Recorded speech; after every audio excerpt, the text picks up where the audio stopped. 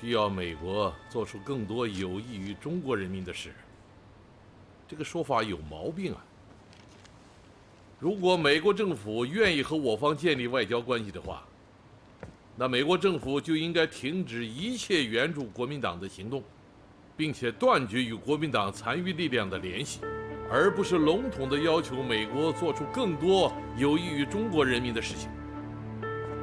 现在是要求美国停止援助国民党，割断与国民党残余势力的联系，并且永远不要干涉中国内政的问题。不是要求美国做出什么有益于中国人民利益的事。我也觉得这句话有问题，空言无补。我会提醒黄华的。还要强调一点，与斯托雷登的谈话是非正式的，因为双方尚未建立外交关系嘛。在谈话之前，南京市委应该与黄华再商量一次。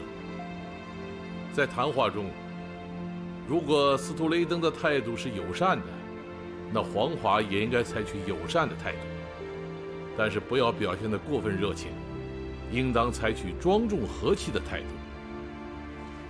至于傅静波提出的斯托雷登愿意继续做大使，和我们办外交事务，并且修改中美商约一事，不要表示拒绝。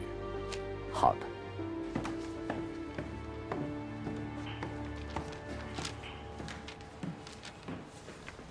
大使先生，好消息！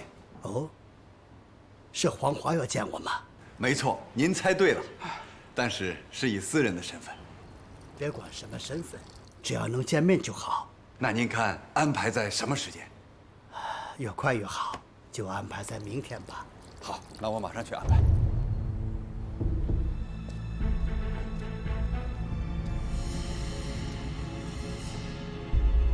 听清楚了吗？听清楚了，明天下午3点，黄华与斯图雷登在大使馆见面。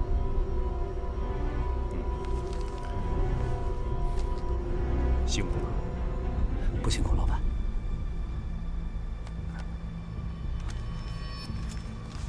老板，这么多。嘘。这件事情，我不希望再有第3个人知道。放心，老板，我肯定守口如瓶。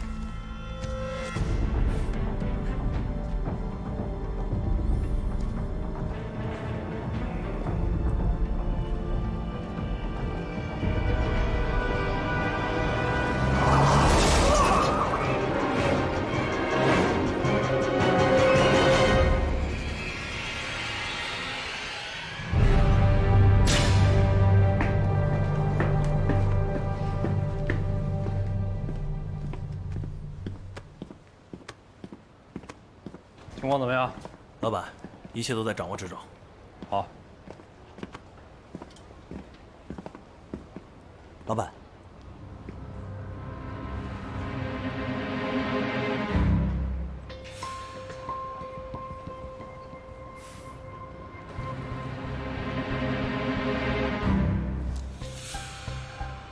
车来了。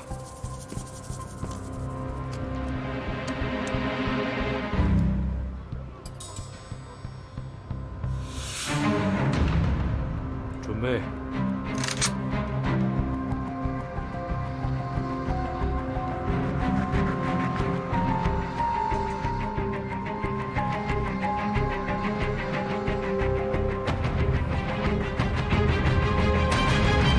停止行动。老板，你什么意思啊？我说停止行动，马上撤退。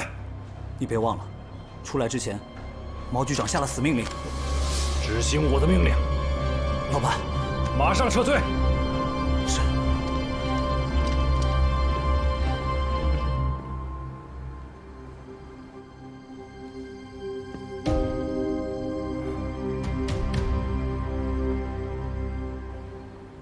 老校长一听说你来啊，本体有多高兴？司徒伯伯，你看，司徒伯伯，好久不见。好久不见，大校长，欢迎。上次见面还是在北平吧？是啊，北平军调处。老校长，您的气色不如以前了，身体还好吗？只要能见到你们俩，我身体充满了活力。亲爱的公主，你父亲还好吗？我父亲很好，谢谢司徒伯伯的关心。这次我来看望您，我父亲还让我转告您说，欢迎司徒伯伯到北平来，让我妈妈给您烧地道的西湖醋鱼吃。离开杭州，我才知道你妈妈烧的西湖醋鱼是最地道的。来，好，这边请。老校长，前些天我们部队的战士误入了这里，听说当时的情况还不太愉快。小事一桩，不用再提。我不希望这种小小的意外影响我们的关系。司徒伯伯，如果说在抗战期间，您勇敢地选择站在了中国广大人民群众的行列之中，但是后来，在您担任了美国驻华大使之后，您却选择站在了人民群众的对立面。正是由于您和美国政府的支持，蒋介石才发动了内战，导致无数无辜者的鲜血流淌在了中国大陆之上。令，现在随着形势的发展，我和我的政府已经意识到过去的很多错误，所以我们希望和你们建立新的关系。老校长，新中国的人民政权即将成立，我们当然愿意得到美国政府的认可。美国要承认新中国，也有几个标准。首先，中国必须按照国际惯例，尊重国家间签订的条约。更重要的是，新政权必须得到人民的完全拥护。老校长，您提到的所谓国家之间签订的条约，如果包括了那些在帝国主义炮舰政策下产生的不平等的条约，那很抱歉，这样的国际惯例我们不可能遵守。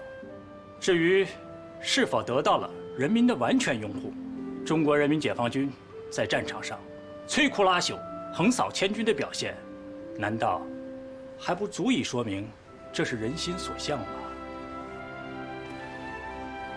老校长，既然您表示不愿意干涉中国内政，那就应该劝说美国政府立刻把驻扎在青岛的海军陆战队和军舰全部撤走，以免发生冲突啊。这个你们不用担心，美国军队只是为了保护在中国的侨民安全，绝不会参与中国的内战。不是吧？你们早已经参与了。国共内战一爆发，驻青岛的美军就帮助国民党政权运送了大量的武器物资，还把大批的国民党精锐部队运送到东北、华北各地。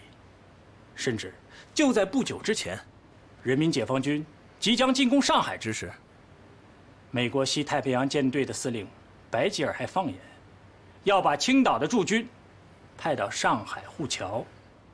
至于白吉尔那句话，只是他个人的观点。不过我可以把你们要求撤军的意见转给有关方面。黄华和司徒雷登这次见面还是很有成效的。我们摸清了美国人的底牌，目前他们确实不打算用武力干涉我军南下。青岛解放，驻青岛的海军陆战队撤走，证明了我们的判断。我觉得可以让黄华跟司徒雷登继续接触。好的，我马上通知黄华。我估计啊，下次见面，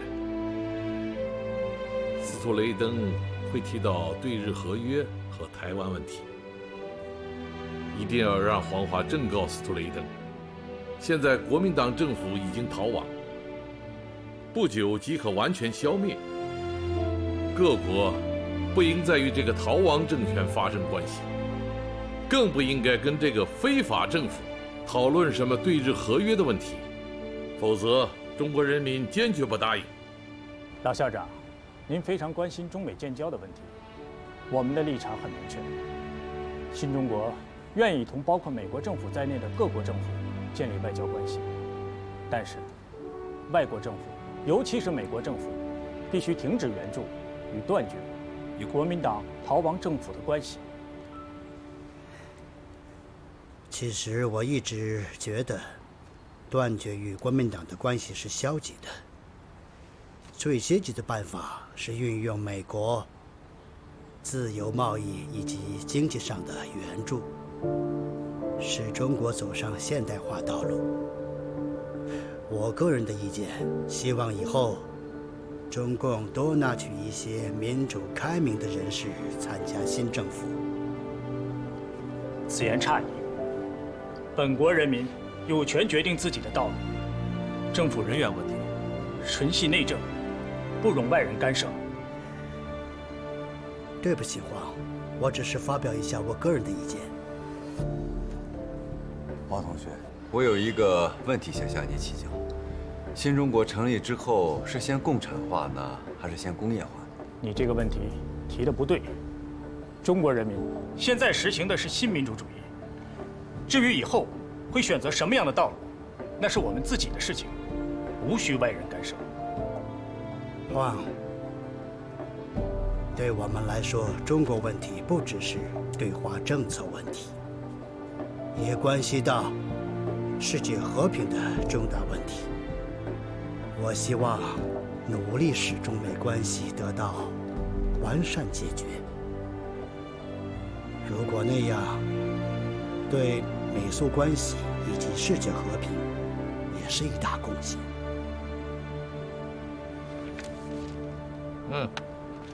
美国人这是在给我们念紧箍咒啊！他还说，中共近期在外交政策方面的迹象，让希望保持中美关系人士感到不安。还说我们对经济方面的言论，似乎会妨碍我们同美国发展贸易。说穿了，美国就是希望与我们交往，以经济援助为诱饵，干涉我们的内政，在政治、经济、社会各个方面，对新政权进行控制。他对来北平还提出了2点要求：第一，希望我们官方对他发出一个邀请；第二，他想搭乘南京美军的飞机抵达北平。不行，告诉斯图雷登，来北平只能是私人访问。他不是说要到燕京大学去过生日吗？另外啊，他来北平可以挂一辆卧铺车，如果感到不安全，我们派兵护送，但是绝不允许美国飞机在北平机场降落。主席啊，还有一个好消息。哦，说来听听。斯大林撤回了苏联驻国民党政府的大使罗申，并且同意少奇同志秘密放苏。过几天，少奇同志就可以动身了。看来啊，随着3大战役的胜利，全国解放已成定局。斯大林的态度也在转变，啊，我们要趁热打铁。恩来，通知政治局的同志们，马上开一个会，好好研究一下少奇同志访问苏联的事情。好的。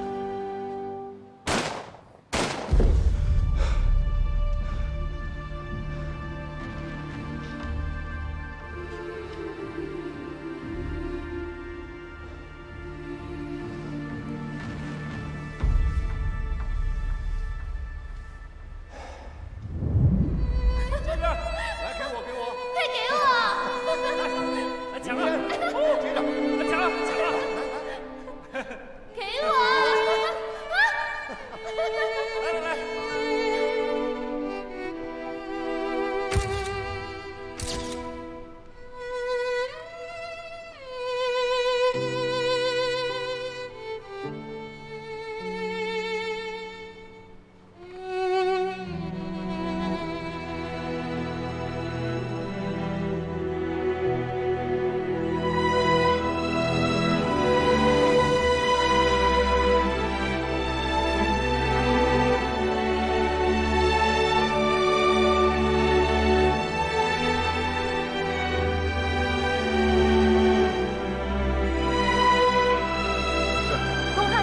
事儿。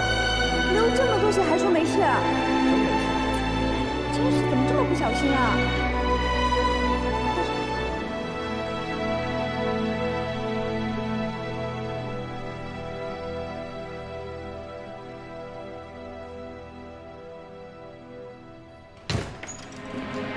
云天，走。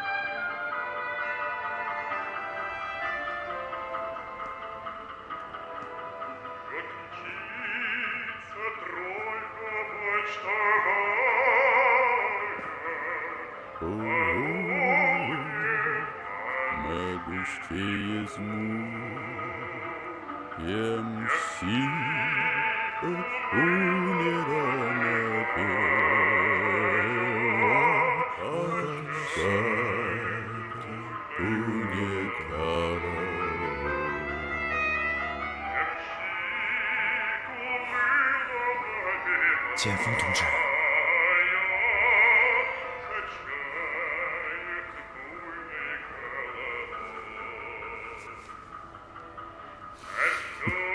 剑锋同志，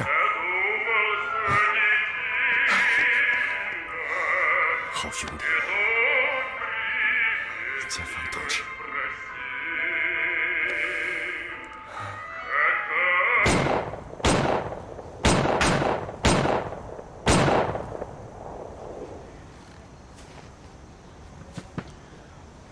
剑锋同志，多年不见，云天的身手还是不减当年呐。多谢您的夸奖。我记得我初到赣南的时候，你被分配到我身边当侍从，当时好像也是身配2支枪，时刻不离我的左右啊。当时责任重大，我真的是不敢掉以轻心啊。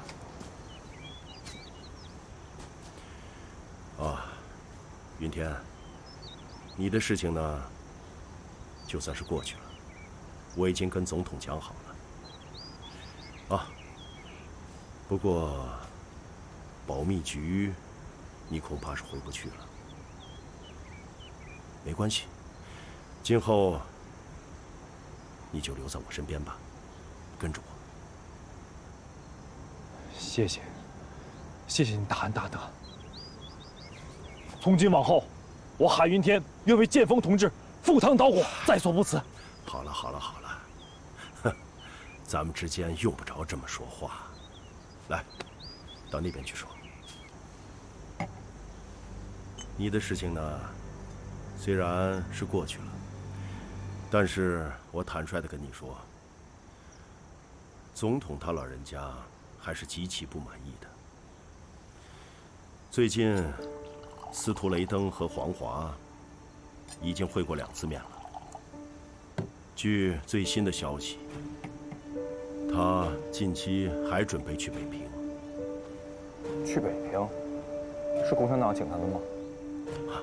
表面的理由是这样。现在杜鲁门那边已经有放弃我们的意思。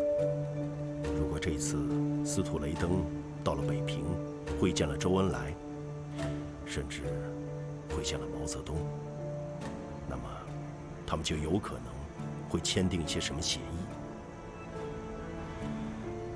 如果真是那样的话，那恐怕我们今后在台湾都待不下去了。就是说，我们必须要阻止美国和中共的进一步接触。云天啊，你看，我派你去趟美国怎么样？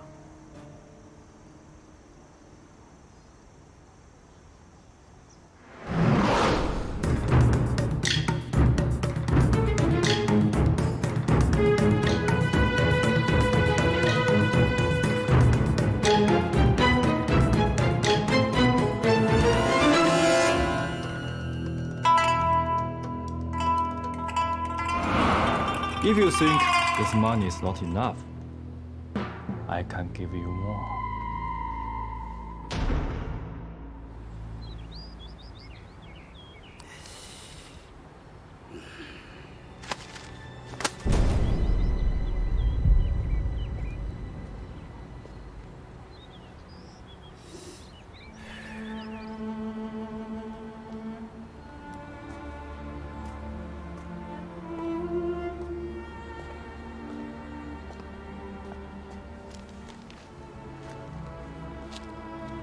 "大使先生，毛泽东不是答应您去北平了吗？您还在担忧什么呢？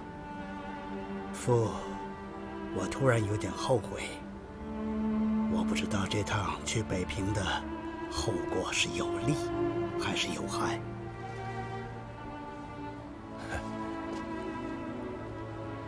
您是担心和毛泽东谈不拢吗？不错，原本我希望通过与中共的会谈，促使他们在某种程度上调整他们亲苏的共产主义路线。我试着把这种想法通过陈明书先生转达过去，但陈明书先生给我的反馈让我感觉到，毛泽东和周恩来没有任何偏离他们的政治路线，以改善与美国关系的想法。相反，却表现出一种天真的希望，觉得中国和西方之间，尽管没有政治关系，还可以建立经济关系。用我们中国话说，叫南辕北辙。不错。而且，现在美国国内的舆论也对我们很不利。舆论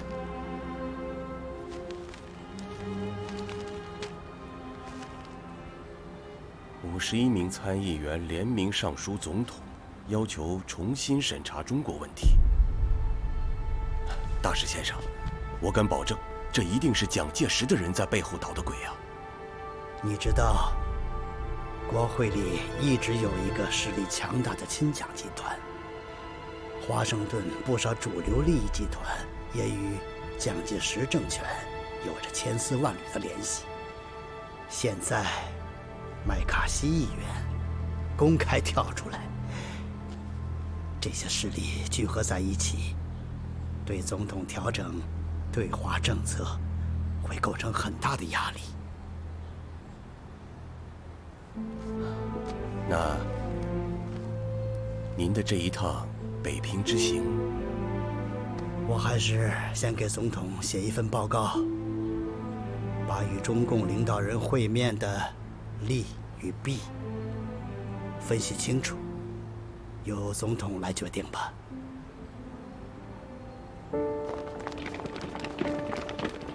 Mr. Secretary of State, what are your comments on the congressional hearing? How far does it affect the administration foreign policy decision making? Senator McCartney has been repeatedly asking the White House to pursue accountability for the loss of China. What are your views about this?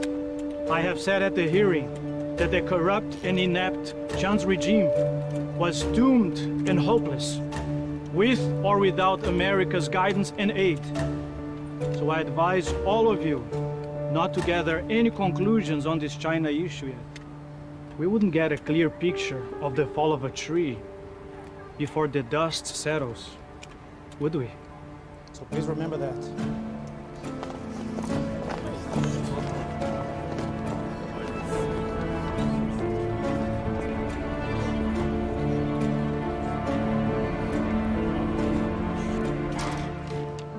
This Joe McCarthy is a son of a bitch. But his view on the infiltration of communism is very inciting and inflammatory. From now on, we have to be very careful on how we talk to the CPC in any form. Have you read Ambassador Stewart's report? I think it makes a lot of sense. On the advantages, talking to the top members of the CPC is a very daring move indeed. It may boost the liberals and the anti-Soviet sect inside the CPC. It may show America's willingness to change its views on Chinese politics, and possibly a very positive impact in US-China relations for the future. But Ambassador Stewart has also made the disadvantages very clear. First, the criticism from such a move will embarrass the State Department. Secondly, it'll create misunderstandings amongst the other diplomatic corps of the countries in Nanjing. They'll think the US government has turned its back on them. First, saying we should stand up together to the CPC, and then casting them aside and contacting the CPC directly. And finally, it would greatly enhance the influence of the CPC and Mao himself, both at home and abroad. Envoys from foreign governments will start streaming to Peiping to talk to the CPC about setting up diplomatic ties, resulting in the fact that America would lose all control over its allies.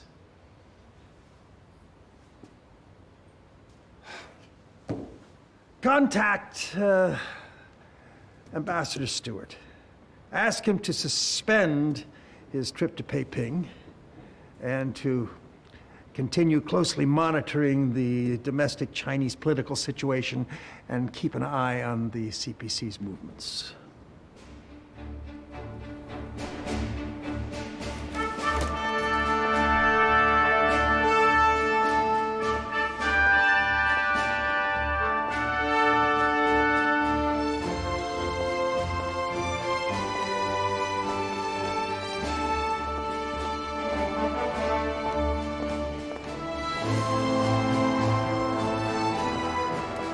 Товарищ Сталин, товарищ Лю Шайци. Добро пожаловать, господин Шаоци. Долго же вы добирались до Москвы. 谢谢。我刚一踏上莫斯科的土地呀，就能见到你，我感到非常荣幸啊。这是毛主席让我带给你的亲笔信。 他让我向您问好。谢谢，прошу вас。好好。Да. Хорошо, на, разберешься. Товарищ Шаоци, я осведомлен, что вы прибыли ко мне с поручением. Поэтому вы не стесняйтесь и говорите, что вам нужна какая-то помощь Советского Союза. 中国人民的革命战争啊，已经处于基本胜利的阶段。新中国成立以后，我们要实现民族独立，同时承担起世界和平和民主的重任，平等互惠的与各个国家进行贸易往来，这是我们的外交原则。毛主席还特别强调。 我们并不急于等待那些西方帝国主义的承认，但是像苏联啊这些社会主义国家，我们将采取一边倒的政策。Одну сторону, это нас удовлетворяет, это одна сторона. Передайте Мао Цзэдуну, что пускай будет спокойно. Как только у вас сформируется это народное собрание, мы сразу же первые, которые поддержим китайский народ. Но у меня есть к вам одна рекомендация. 什么建议？ Кондовское правительство сейчас фактически парализована. Поэтому я считаю, что вам не стоит ждать, пока она сформируется там в Южном Китае. 好的，斯大林同志，您的这个建议呢非常重要。回国以后呢，我们一定会认真的考虑。А еще вопрос займа. Вы просите $100 миллионов. Это 3 года, это 300 миллионов долларов. Я думаю, что этот вопрос не подлежит обсуждению. Без проблем. 这可太好了，这笔贷款啊，对于我们来讲，简直就是雪中送炭呐。Да, и еще вопрос о процентах. Мы для восточноевропейских стран даем займ под 2%. А вам мы готовы предоставить займ всего лишь под 1%. 1%? Да. 1%. Потому что китайская революция и Восточная Европа – это совершенно не одно и то же. Тем более, что у вас очень так много трудностей. Возможно, препятствовали вам. Поэтому мы немного перед вами виноваты. Так что мы идем вам навстречу. Какие еще вопросы будут? 还有这个军队的问题啊。您知道我们的国家呀，现在只有陆军，还没有空军和海军，而且部队的装备呢，与现代化程度也差得很远。Да. Как я уже объяснял, что со стороны Советского Союза мы будем оказывать вам политические, экономические и армейскую помощь. Со временем мы вам доставим самое лучшее снаряжение. А также мы поможем вам построить такие заведения, где бы вы могли бы воспитывать своих специалистов. 谢谢。Спасибо，斯大林同志。非常感谢，我代表中国共产党和即将成立的中央人民政府，对苏联老大哥给予我们的无私的帮助和支持，表示真诚的感谢。少奇同志这回访苏，受到了苏联方面极高规格的接待。哦，问题谈得怎么样？非常理想。苏联方面不仅答应给予我们经济援助，而且呢，主动提出贷款利率从2%降到1%。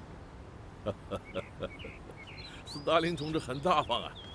不过我个人的意见，贷款利率还是按照他们给东欧国家的标准，保持2%。主席啊，人家贷款恨不得利率越低越好，可是您这样，主动提出提高利率，这恐怕是破天荒第一人了。我毛泽东就喜欢干破天荒的事儿。斯大林同志的好意我们心领了，但中国有句俗话：吃人家嘴短，拿人家手短呐。是啊，主席，还有一个重要情况，美国国务院远东司和联合国司，他们联合提出一个托管台湾的计划。美帝国主义亡我之心不死啊！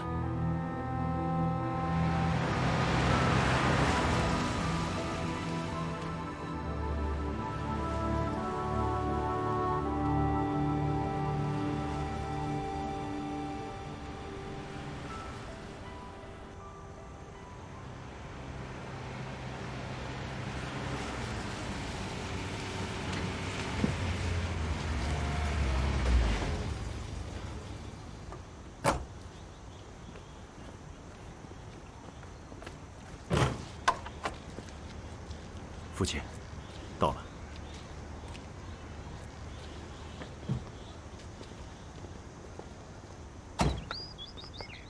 父亲，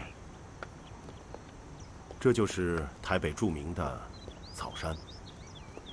草山，这个名字不好，太不吉利了。请父亲明示。这不就应验了你我父子在此落草为寇了吗？那父亲的意思是？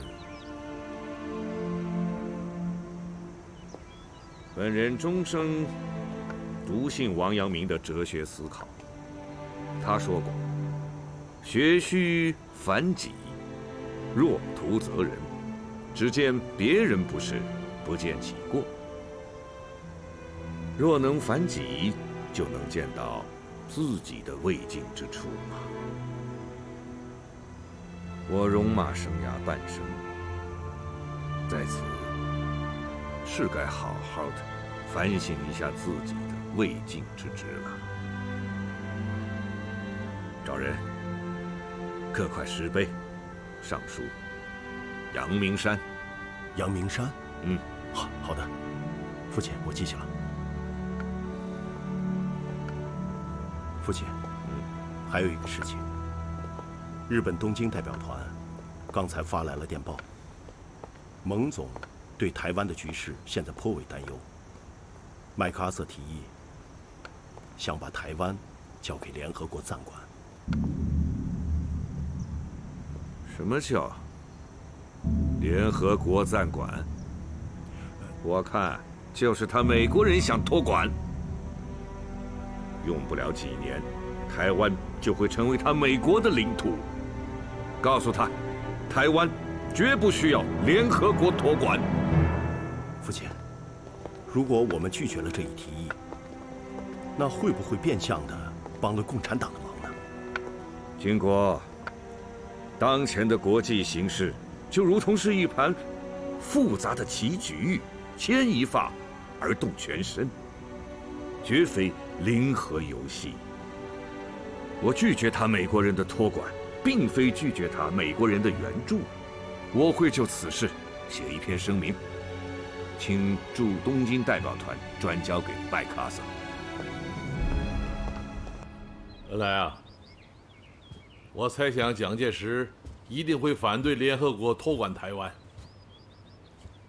但是他对此事发表的声明是一个阴谋，那就是利用反共做筹码，把自己紧紧拴在美国这辆战车上。这样，他就变相的找到了一把保护伞。他在声明第4条中是这样说的：美国绝不考虑承认中共政权，并应本其领导国际之地位与力量，防止他国承认。美国政府应该采取积极的态度，协助我政府确保台湾，使之成为一种新的政治希望。主席啊，我认为，从战略上讲，美国政府曾经主动向我们示好，那是希望中国不要与苏联结成反美联盟。现在他的希望破灭了，所以他就公开反对我们，这很正常嘛。我准备再发表一篇外交政策的声明，昭示中外，阐明我们的态度和立场。好。我新华社授权发表声明，正告一切对新中国抱有友好或敌意的外国政府，只要愿意断绝和中国反动派的关系，不再勾结或援助中国反动派，我们就愿意同他在平等、互利和互相尊重领土主权的原则之上谈判建立外交关系。否则，一切欺压中国人民的帝国主义国家必将在新的中国大地上碰得头破血流，最后滚出中国两市。奇怪呀，这中共的态度怎么会来了一个180度大转弯呢？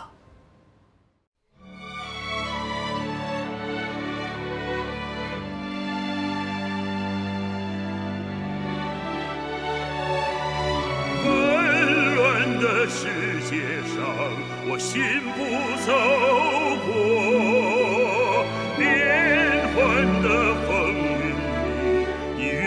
化为唯有那么一天，环球同此两人，云水间响彻我们沐浴的潮。